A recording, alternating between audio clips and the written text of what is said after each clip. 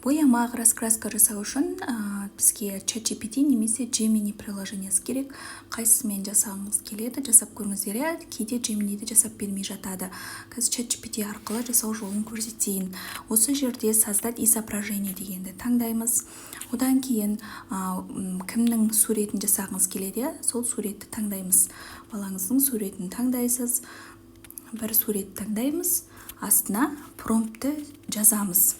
Жібереміз. Міне суретті боямаққа, раскраскаға айналдырып берді. Бұл жерде жаңағыда балаларға арналған элементтерді де қосады өзі. Сосын үстін басып скачать етіп аласыздар. Осылай суреттерді жеке-жеке жіберіп, осылай раскраска боямаққа айналдыра бересіздер. Енді обложкасын қалай жасауға болады? Ол үшін тағы да создать изображение дегенді таңдаймыз.